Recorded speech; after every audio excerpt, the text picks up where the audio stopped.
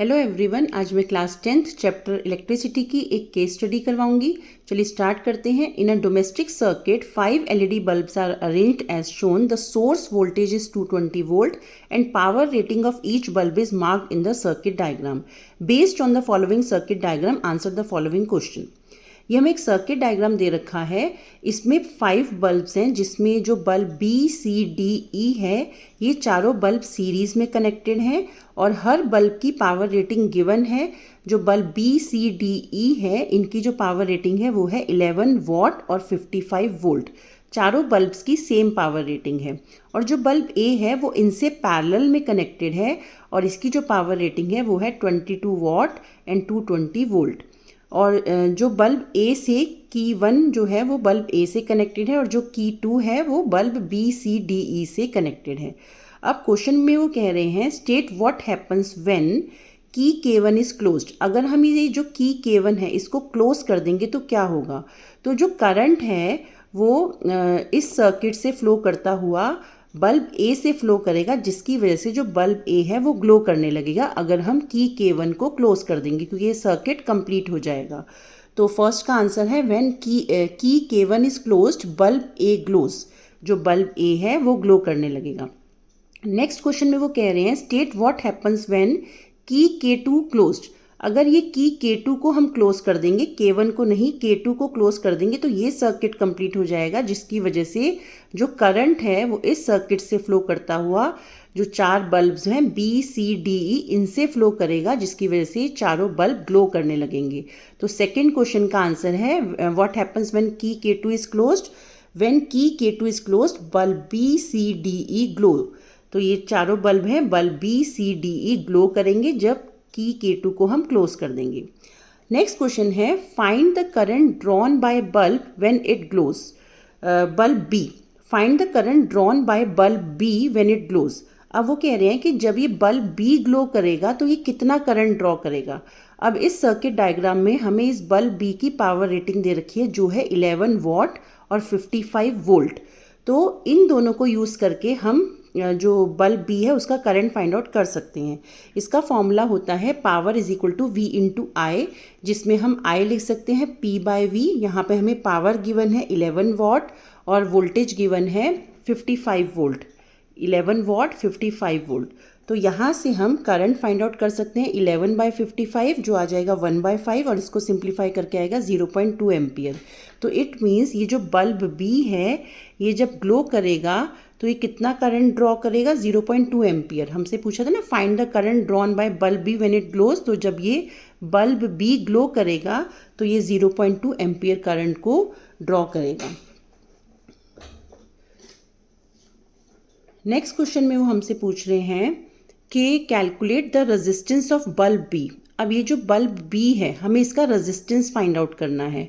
तो हमें गिवन वही है, पावर रेटिंग गिवन है, पावर गिवन है और वोल्टेज गिवन है।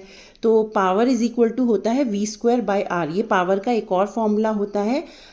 तो यहाँ से हम, क्योंकि हमें पावर भी गिवन है और वोल्टेज भी गिवन है, तो यहाँ से हम रेजिस्टेंस को फाइंड आउट कर सकते हैं। तो रेजिस्टेंस हो जाएगा V²/P। वोल्टेज है 55 वोल्ट, तो 55 इंटू 55 क्योंकि V² है और पावर है 11 वॉट, तो नीचे 11 आ जाएगा। 11 5 द 55 और 55 को 5 से मल्टीप्लाई करेंगे तो रेजिस्टेंस आ जाएगा 275 ओम। तो इट मीन्स ये जो बल्ब बी है इसका रेजिस्टेंस होगा 275 ओम।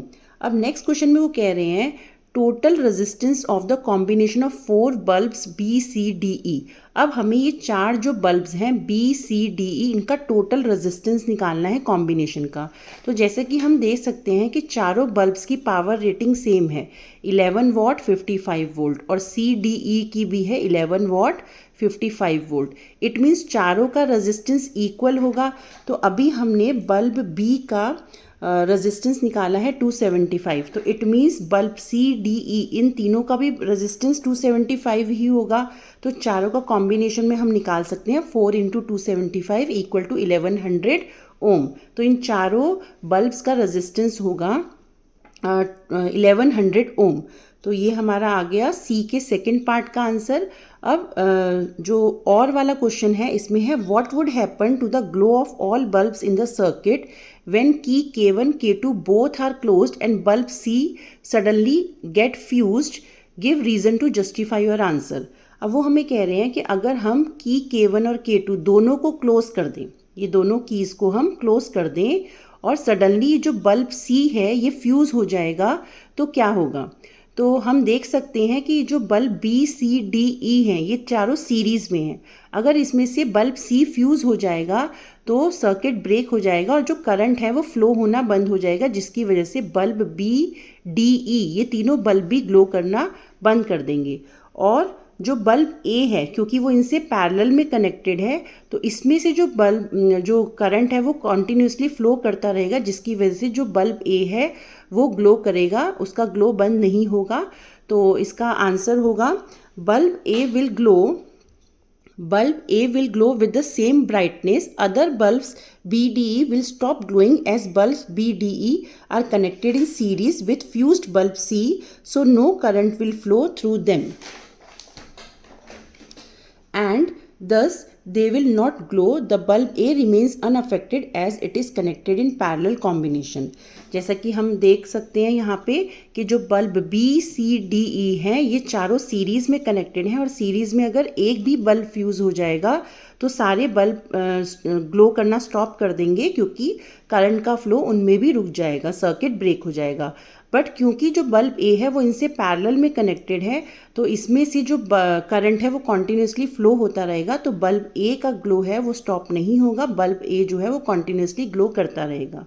तो this is the answer of part C और का C पार्ट। आई होप आपको ये मेरी एक्सप्लेनेशन अच्छी लगी होगी और समझ भी आई होगी। अगर आपको मेरी वीडियो अच्छी लगी हो तो प्लीज़ मेरे चैनल को सब्सक्राइब कीजिए ताकि आपको आगे की अपडेट्स मिलती रहें। Thank you very much.